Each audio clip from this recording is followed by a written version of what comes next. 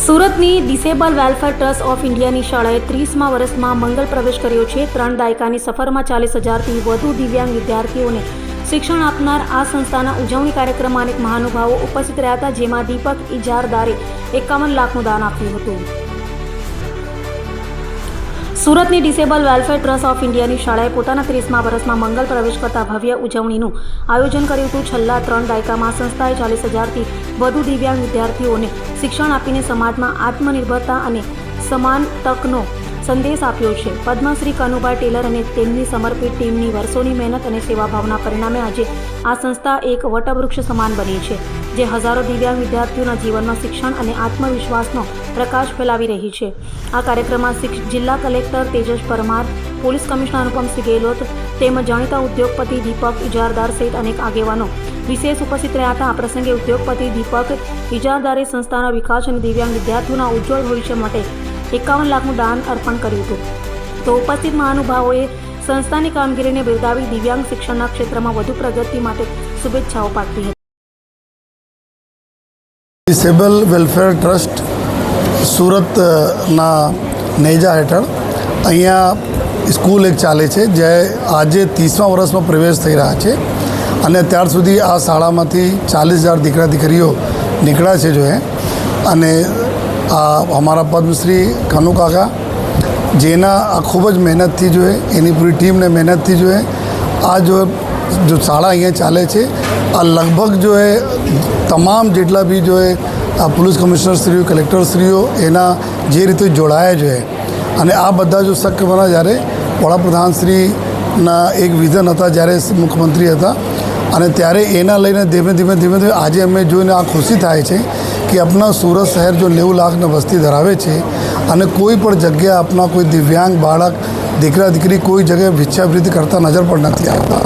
એના મુખ્ય કારણ આ છે કે આ જો સંસ્થા છે, સંસ્થા તમામ લોકોનો કેર કરે છે, લઈ આવે છે, અહીંયા રાખે છે, ભણાવે છે, પઢાવે છે અને લોકો અલગ અલગ આગળ ફ્યુચરમાં એના જો બી એવો સરસ જિંદગી જીવવા માટે એના બધા મદદ કરતા રહે છે।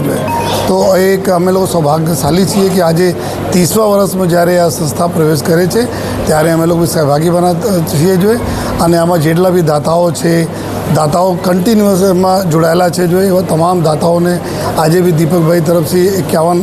લાખ રૂપિયાના જો સંસ્થાન આપવામાં આવે, માલપાની સાહેબ છે સતત જો 29 વર્ષ સાથે જોડાયેલા છે, એવા ઘણા બધા દાતાઓ છે જો કે જે જોડાઈને આપણા ફરજ સુરત શહેરના વેલફેર માટે નિભાવે છે અને ઉપરવાલે से विनती करीश कि हमारे कनु काका ने खूब शक्ति आपे जेथी आ सारा काम આવનાર દિવસોમાં થતા રહે। माननीय श्री पद्मश्री एवॉर्ड विजेता श्री कनुभाई टेलर એ અહીંયા સાદરતન સ્કૂલની પાછળ તાપીના કિનારાની નજીક પ્રભુ હાર્ટ ઇન્સ્ટિટ્યૂટ જે હાર્ટની હોસ્પિટલ જ્યાં એન્જિયોપ્લાસ્ટી અને બધી સર્જરીઓ થાય અને તે સેવાભાવી સંસ્થા અને એ પોતે દિવ્યાંગ છે અને ડિસેબલ છે અને તેમણે આજે દિવ્યાંગોની શાળા 400 દિવ્યાંગોની શાળા અને આ સામે હોસ્ટેલ બનાવ્યું છે। તો તે સંસ્થા જે ચાલી રહી છે અને એમાં આપણા લોક લાડીલા વડાપ્રધાન શ્રી નરેન્દ્ર મોદીજી જ્યારે મુખ્યમંત્રી હતા ત્યારે આ એમને જમીનો અને દાન આપેલું। ગજાનન માલપાણી જેવા મહાન દાર્શનિક અને બહુ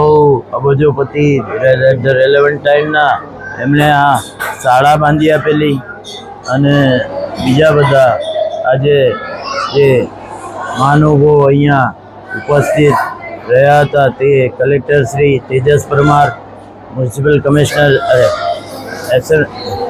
પોલીસ કમિશનર શ્રી અનુપમ ગેહલોત સાહેબ, એમના ધર્મપત્ની શ્રીમતી સંધ્યા ગેહલોત અને શિખર નાગરિક પરિષદના તમામ હોદ્દેદાર જે શ્રીઓ જે આજના અતિથિ વિશેષ ગજાનન માલપાણીની ટીમ છે, ડૉક્ટર શ્રીમતી ગુંજનબેન સાહની, ડૉક્ટર મોહિત અને બીજા અહીંયા મંચસ બધા હતા એ માનવો અને મને ડુમસથી અહીંયા બોલાવ્યો અને જે રીતે મને માનપાન આપ્યું અને મેં આજે 51 લાખનો ચેક આપ્યો અને બીજું બધું બી મેં દાન જાહેર કર્યું અને એ સંજોગોએ આ સંસ્થાના આજે 29મા વર્ષ પૂરું થઈને 30મું વર્ષ બેસે છે એ સાલગીરી છે તે માટે અહીંયા સૌને આમંત્રિત કરવામાં આવ્યા હતા આદરણીય શ્રી કનુભાઈ ટેલર દ્વારા. એટલે તે નિમિત્તે આ બધું સંસ્થાને તેજસ્વી ચાલ્લાઓને બધું છોકરાઓને બધું સંધ્યા મેડમ અને અનુપમ ગેહલોતજીએ સરે અને કનુ કાકાએ બર્થડે કેક કાપી એ લોકોને તેજસ્વી ચાલ્લાઓને બધું સન્માન આપ્યું, રોકડ ઇનામ રાખ્યું અને અંતે આ બધા આ સોનાલીબેન છે એ બધું એડમિનિસ્ટ્રેશન કરે છે અહીંયા આપેલા છે તે અને એ બધાના મોદી સાહેબ કહે ને કે સહયોગ કરો તો મેં બી કહ્યું કે સહયોગ મારો ચાલતો રહેશે. એકબીજાના સહયોગથી વિકાસનું કાર્ય થાય છે અને ઇન્ડિયાનો વિકાસ તમે જોઈ લેજો કે કેવો છે અને એ વિશ્વમાં મોદીજી આપણા આદરણીય વડાપ્રધાન શ્રી નરેન્દ્ર મોદીજી વિશ્વમાં હિન્દુસ્તાનનો ડંકો બજાવી રહ્યા છે અને સતત આ અમારે કાર્યશીલ છે અને ઇન્ડોર સ્ટેડિયમમાં એમણે હાકલ કરી કે પર્યાવરણનું રક્ષણ કરો. કાઠિયાવાડીને કે તમે સૌરાષ્ટ્રમાં ખેતી કર્યા કરો, ભલે અહીંયા કમાઓ અને તેના અનુસંધાને ઇન્ડોર સ્ટેડિયમમાં મેં બી હું એમનો પરમ ચેલો છું. તે સંજોગોમાં મેં રાત્રે 9 થી 11માં વર્લ્ડ એન્વાયરમેન્ટ ડેમાં આપણે વૃક્ષારોપણ કર્યું તે બી તમે જાણ્યું. હવે નજીકના સમયમાં મોદીજીએ અમારા પ્રિય મિત્ર પેરિસવાલા અરવિંદભાઈ આહિરને કંઈક કહ્યું છે અને ટૂંક સમયમાં હું મોદીજીને દિલ્હી મળવા જઈ રહ્યો છું અને ત્યાં એમને પ્રાઇમ મિનિસ્ટર ફંડમાં બીજેપીના નામનો 3 કરોડનો ચેક આપવાનો છે. ચાલો.